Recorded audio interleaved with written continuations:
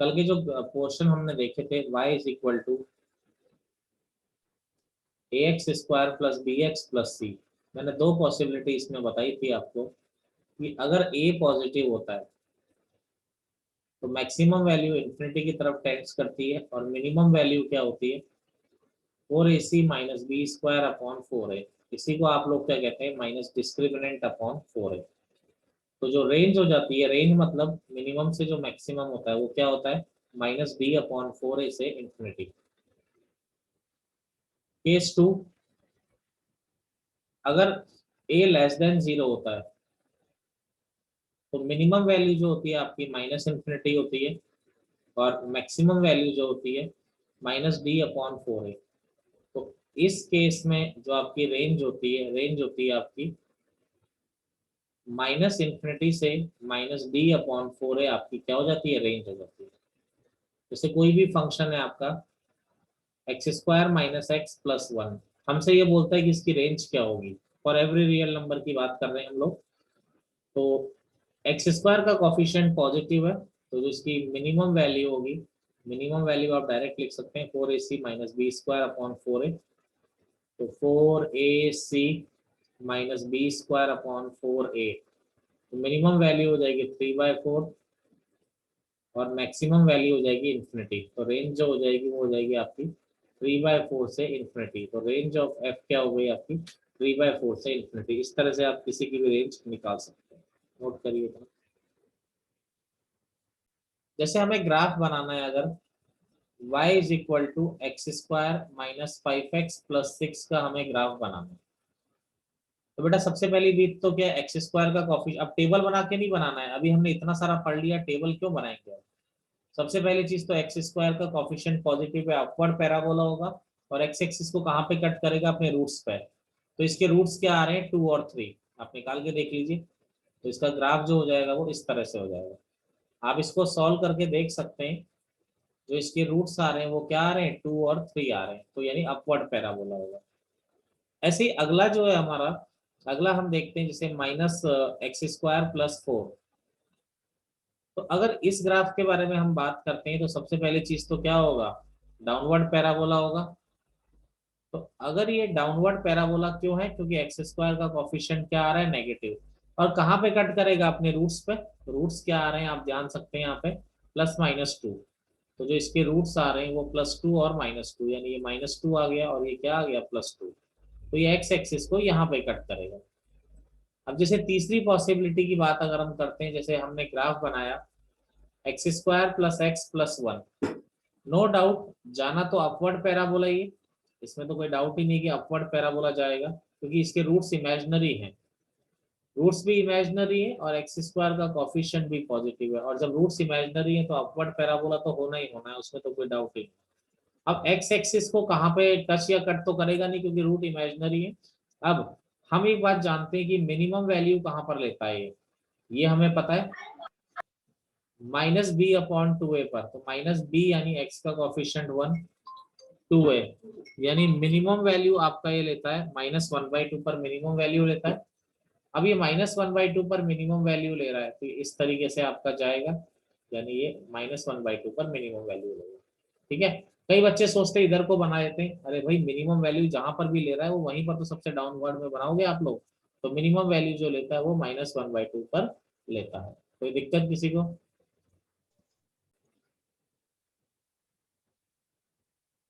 Third possibility हमारी आती है,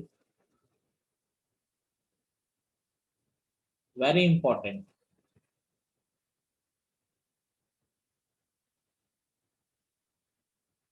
ग्रेटेस्ट इंटीजर फंक्शन।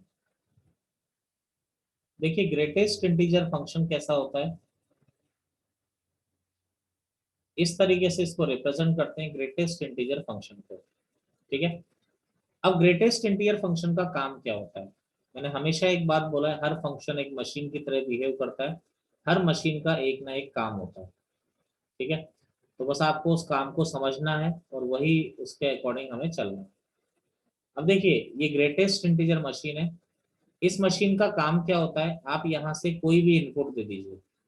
इस मशीन का काम है कि ये मशीन यहाँ पर इंटीजर में कन्वर्ट कर देगी। यानी ये मशीन क्या करेगी, आप कोई भी इनपुट दीजिए, इसको इसने इंटीजर में कन्वर्ट कर देना। यानी कि अगर मान लीजिए, एक बात मैं आपको बोलूं, जैसे मैं यहाँ से 1 इनपुट डाल रहा हूँ, मेरी बात समझेंगे, मैं 1 डाल रहा हूँ, तो जो आपने इनपुट डाला है क्या वो पहले से इंटीजर है? अरे चलो इस तरह से समझिए, मान लीजिए Yes.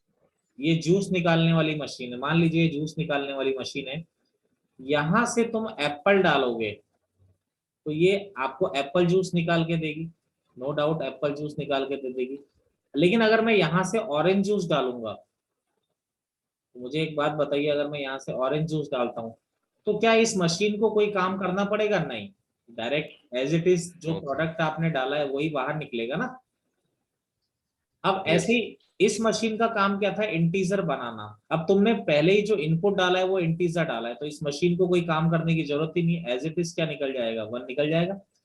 अगर तुम यहाँ से -2 डालते हो तो भी इस मशीन को कोई काम करने की जरूरत नहीं है, एज इट इज -2 निकल जाएगा, क्योंकि जो आप इनपुट दे रहे हो वो इनपुट क्या दे रहे हो, आप इंटीजर इनपुट दे रहे हो। तो जब इंटीजर इनपुट दे रहे हो तो मशीन का तो कोई काम ही नहीं रहा, क्योंकि इस मशीन का काम ही इंटीजर बनाना है, और जो काम है वो पहले ही हो चुका है, तो फिर इसका मतलब इस मशीन को कोई काम करने की जरूरत नहीं है। लेकिन लेकिन अगर मैं यहाँ से, जैसे अब मैं यहाँ पे इनपुट देता हूँ 1.2, तो अब देखिए, अब ये जो मैंने इनपुट दिया ये नॉन इंटीजर है। अब आप ध्यान दीजिए इसकी वर्किंग, ये 1.2 किससे किसके बीच में आता है, यहाँ पर आता है 1 और 2 के बीच में। अब अगर ये 1 और 2 के बीच में आ रहा है तो जिन दो इंटीजर के बीच में ये आता है उनमें छोटा वाला इंटीजर कौन होता है, 1। तो इसका जो आंसर आएगा वो क्या आएगा आपका, इसका आंसर आपका 1 आएगा। जैसे अगर कोई हमसे बोलता यहाँ पर कि यहाँ से मैं 1.99 में अंदर डाल रहा हूँ, अगर मैं 1.99 में अंदर डाल रहा हूँ तो 1.99 कहाँ पर आता है, यहाँ पर आता है। यस तो One. और 1 और 2 के बीच में आ रहा है, तो इसका आंसर क्या आएगा आपका, 1 इसका आंसर आएगा। यानी कहने का मतलब, पहली चीज, जो भी बाहर निकल रहा है, फर्स्ट ऑफ ऑल अगर मैं बात करूं तो जो भी बाहर निकल रहा है वो इंटीजर निकल रहा है, और जो बाहर निकलता है उसी को हम रेंज कहते हैं। तो यानी ये जो फंक्शन आपको दिया गया है इसकी रेंज जो है वो रेंज क्या है, ऑल इंटीजर एलिमेंट्स। दूसरी बात, अगर डोमेन की बात करें तो डोमेन क्या है, आप यहाँ पर अंदर कुछ भी डाल सकते हैं, कोई भी रियल नंबर डालिए, उसका इंटीजर बन के ये बाहर निकाल देगा। तो इसका जो डोमेन होता है वो क्या होता है, ऑल रियल नंबर। यानी यहाँ पर अगर मैं 1.99999 डालता हूँ तो इसका ग्रेटेस्ट इंटीजर क्या आएगा, 1। क्यों, क्योंकि ये 1 से 2 के बीच में ले रहा है, और 1 से 2 के बीच के हर नंबर का ग्रेटेस्ट इंटीजर 1 होता है। जैसे कोई बोलता है -3.4, अब -3.4 किससे किसके बीच में आता है, -4 से -3 के बीच में। Minus Four. -4 से -3 के बीच में आता है, दोनों में छोटा कौन है, -4। तो -4. इसका आंसर क्या होगा, -4। 7, 7 का क्या 7 का क्या 7. हो जाएगा, 7। √2, √2 का क्या हो जाएगा, बोलिए जल्दी। 1. 1. बिल्कुल 1.414। अगर ई डाला जाए, ई, कई बच्चों को ई में कंफ्यूजन होता है। ई एक मैथमेटिकल नंबर होता है, इसका रेंज होता वैल्यू होता है 2.71। तो ई 2.71 का ग्रेटेस्ट इंटीजर क्या हो जाएगा, 2। मेरी बात क्लियर है, इसकी वर्किंग के बारे में बताइए जरा, यस सर। Yes. नोट करिए इतना। देखिए fx आपका ग्रेटेस्ट इंटीजर ऑफ x है। देखिए यहां से हम इनपुट देते हैं और यहां से आपका नो डाउट आपका क्या निकलता है, आउटपुट निकलता है। ठीक है, अगर मैं यहां से इनपुट दे रहा हूं इंटीजर, अगर मैं इंटीजर इनपुट डालूंगा तो देखो, अगर कोई नंबर इंटीजर है तो उसका ग्रेटेस्ट इंटीजर खुद उस नंबर के बराबर ही होता है। अगर जैसे मान लीजिए x2 है तो ग्रेटेस्ट इंटीजर x भी क्या निकलेगा बेटा, 2 ही निकलेगा ना। Yes. तो अगर कोई नंबर इंटीजर होता है तो ग्रेटेस्ट इंटीजर खुद उस नंबर के बराबर होता है। लेकिन अगर कोई नंबर इंटीजर नहीं होता है, अगर कोई नंबर इंटीजर नहीं होता है तो इंपॉर्टेंट चीज, ग्रेटेस्ट इंटीजर x छोटा होता है और वो नंबर क्या होता है, बड़ा होता है। जैसे x इज इक्वल टू 1.2 लिया, तो अगर मैं इसका ग्रेटेस्ट इंटीजर निकालूं 1.2 का तो क्या आता है, 1 आता है। तो मुझे बताइए x बड़ा है कि उसका ग्रेटेस्ट इंटीजर बड़ा है, x ही बड़ा है। एक्स यानी कि इन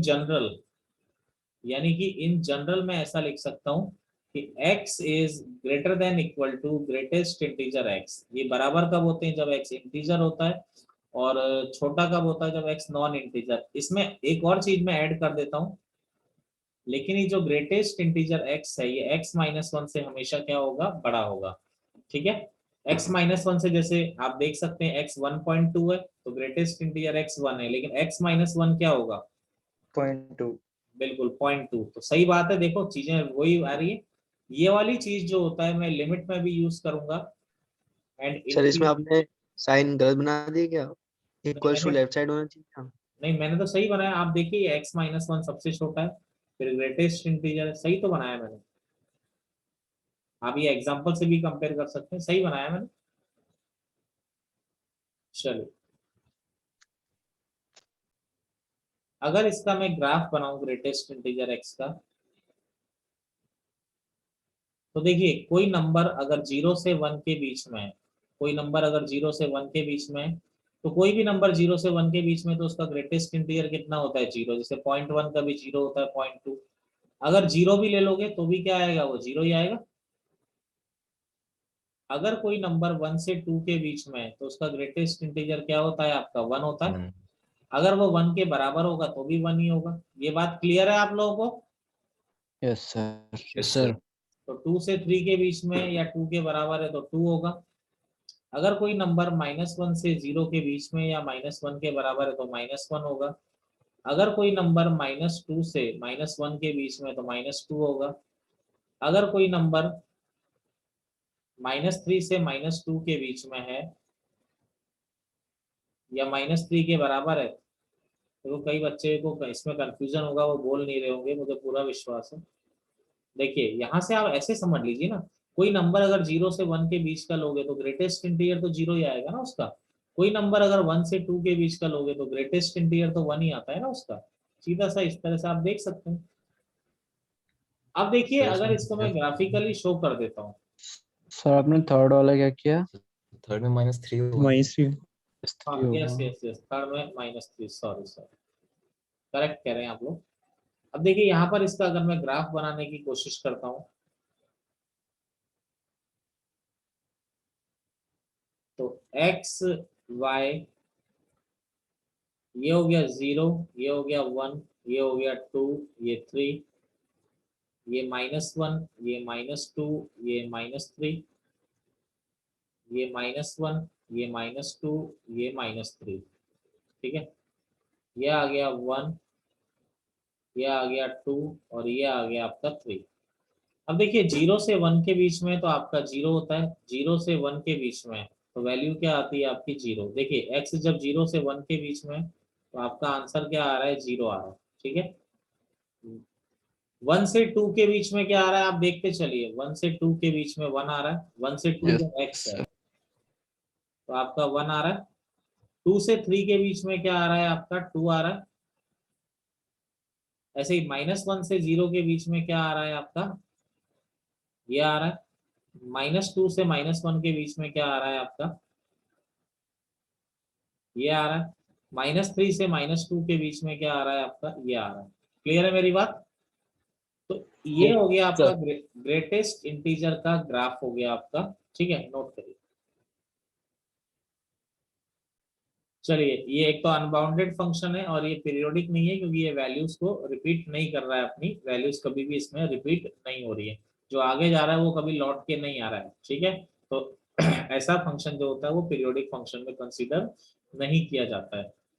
चलिए, अब इसमें हम लोग आगे चलते हैं। सर कंटिन्यूअस इन डोमेन होगा? नॉन कॉन्टिन्यूस होगा। ये डिसकंटिन्यूअस होगा।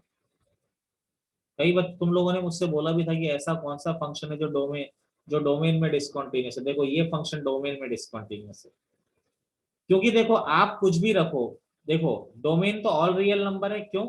आप कुछ भी यहां से इनपुट डालो, आंसर तो हमेशा इंटीजर ही निकल रहा है।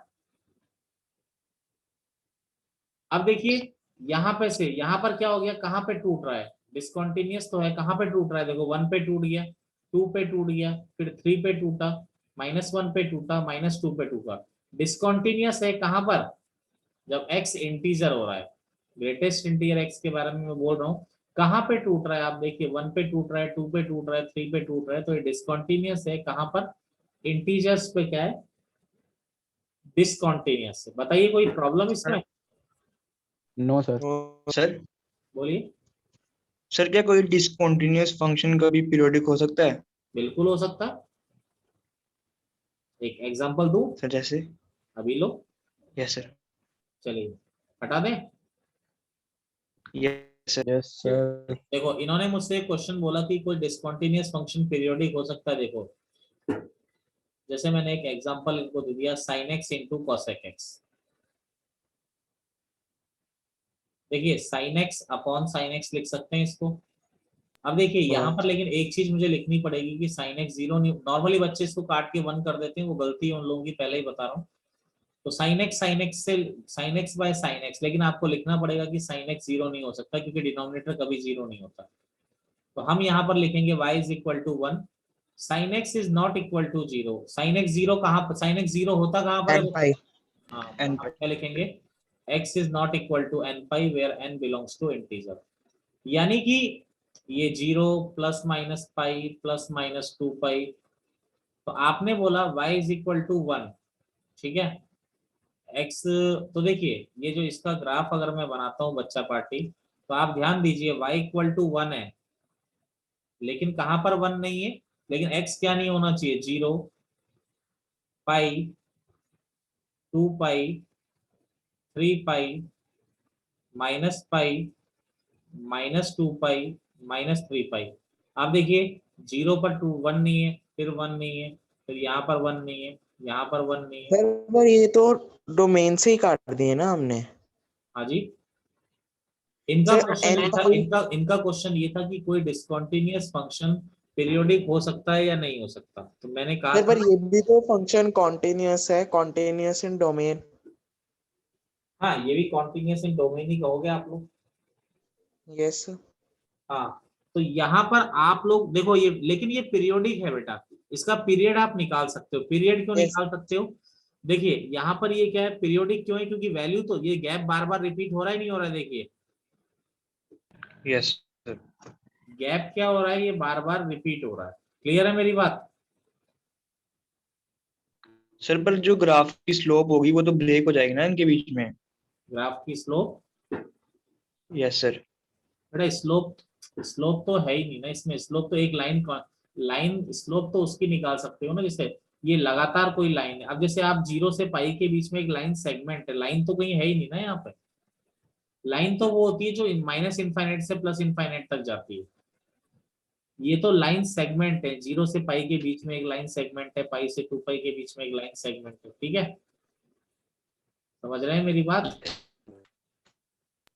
यस। क्लियर है मैंने जो समझाया? Yes sir. चलिए आगे चलते हैं। अब ये ग्रेटेस्ट इंटीजर x का ग्राफ मैंने आपको बनाया, चलो थोड़ा सा आगे चलते हैं। ग्रेटेस्ट इंटीजर साइन x का ग्राफ मैं आपको सिखाता हूँ। चलो अभी देखो यहाँ से चीजें सीखना चालू करो। ग्रेटेस्ट इंटीजर साइन x, चलो माइनस 2 पाई से 2 पाई के बीच में मैं बना देता हूँ। देखिए सबसे पहले इसमें बेसिक ग्राफ याद होना चाहिए, क्योंकि आपको साइन का ग्रेटेस्ट इंटीजर ही तो लेना है। पहले साइन तो पता होना चाहिए ना। साइन का ग्राफ इस तरह से चलता है,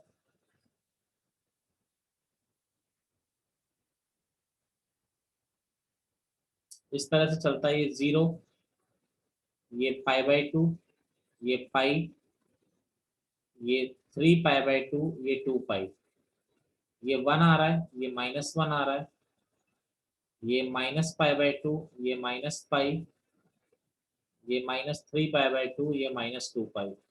भैया फंक्शन जब तक चल रहा है मुंह मत खोलना कोई भी कि सर लेट हो रहे हैं, बड़ा लंबा चला दिया आपने चैप्टर, चलाना पड़ेगा। ठीक है, पहले ही बोल के चल रहा था 20 तारीख को हमारा चैप्टर स्टार्ट हुआ है, अगले 20 से पहले बात मत करना कि खत्म होगा।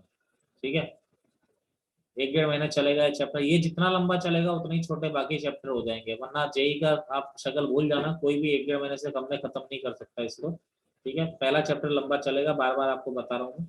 इसका मतलब ये नहीं कि सिलेबस लेट जाएगा, ये सबसे लंबा चैप्टर है मैथ्स का। किसी समझदार ठीक जानते हो तो उससे पूछना, लंबा ही है। अब देखिए यहाँ पर इसका ग्रेटेस्ट इंटीजर मैं ले रहा हूं,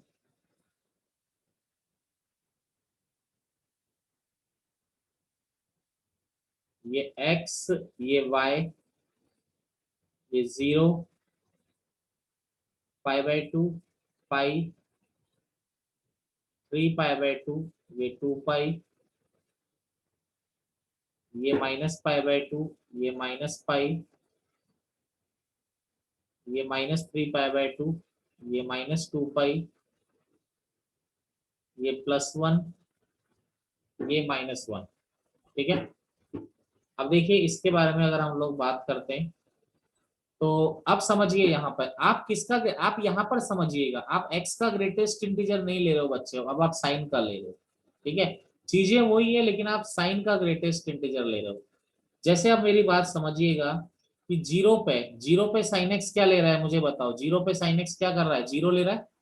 Yes, sir. Yes, sir. तो जीरो का ग्रेटेस्ट इंटीजर कितना होता है, जीरो ही होता है। Zero. π/2 पे साइन क्या लेता है, 1, तो 1 का ग्रेटेस्ट इंटीजर तो 1 ही आएगा। पाई पे साइन एक्स क्या लेता है बेटा, जीरो, जीरो का ग्रेटेस्ट इंटीजर क्या आएगा, जीरो। Zero. 3π/2 पे साइन -1 लेता है, -1 का ग्रेटेस्ट इंटीजर -1, और 2π पे साइन 0 लेता है। अजी ये समझ में आ रहा है सबको। Yes, Yes. sir. Yes, sir. -π/2 पे साइन -1 लेता है, उसका ग्रेटेस्ट इंटीजर -1, -π पे ये लेता है तो 0, -3π/2 पे +1 लेता है। अब जो छुट्टी करेगा वो गायब होता रहेगा चीजों में, क्योंकि अब सारी नई चीजें चालू हो गई है। ठीक है, अब देखिए यहाँ पे, अब चलिए जीरो से, अब मेरी बात समझे, 0 से π/2 के बीच में मेरी बात समझिए, साइन को ध्यान दीजिए। 0 से π/2 के बीच में साइन क्या कर रहा है, साइन का ग्राफ ऐसा जा रहा है, हाँ जी सर। किससे किसके बीच में जा रहा है, 0 से 1 के बीच में, 0 से 1. Yes, sir. और उसी का तुम ग्रेटेस्ट इंटीजर ले रहे हो। तो कोई नंबर अगर 0 से 1 के बीच में होता है तो उसका ग्रेटेस्ट इंटीजर क्या होता है बच्चा, पार्टी 0 आता है। 0. तो 0 से π/2 के बीच में y = 0 आएगा। समझ गए हो मेरी बात। Yes, sir. Yes, sir. अगला देखिए, π/2 से पाई के बीच में, π/2 से पाई, π/2 से पाई के बीच में फिर साइन क्या कर रहा है, 0 से 1, Yes, sir. तो उसका ग्रेटेस्ट इंटीजर फिर क्या हो जाएगा बच्चा, पार्टी 0 हो जाएगा। Yes, sir. अगला देखिए, पाई से 3π/2 के बीच में, साइन को देखते जाओ, पाई से 3π/2 के बीच में साइन क्या करता है, -1 से 0, Yes, sir. तो उसका ग्रेटेस्ट इंटीजर क्या करूं भाई बताओ, -1। Minus. आगे भी -1। Yes, sir. अरे 3π/2 से 2π के बीच में भी क्या आ रहा है, -1 से 0 जा रहा है। Yes. अरे पकड़ ली बात। Yes, sir. Yes, Yes, sir. sir. चलो भाई, बन गया ग्राफ, ये बन गया ग्राफ आपका ग्रेटेस्ट इंटीजर साइन एक्स का। कोई प्रॉब्लम किसी को बताइए। इसमें जो पाई है उसमें हम ऐसे कर जैसे हमने पहले π/2 पे ब्रैकेट लगाई थी, पाई वाले में लगाएंगे ऐसे ब्रैकेट उस पे। अरे ऐसे ये लगा दो, ये लो हो गया, डिसकंटिन्यूस हो गया। ठीक है, ऐसे कर दो। ठीक है, अरे बच्चा पार्टी क्लियर। हाँ जी सर।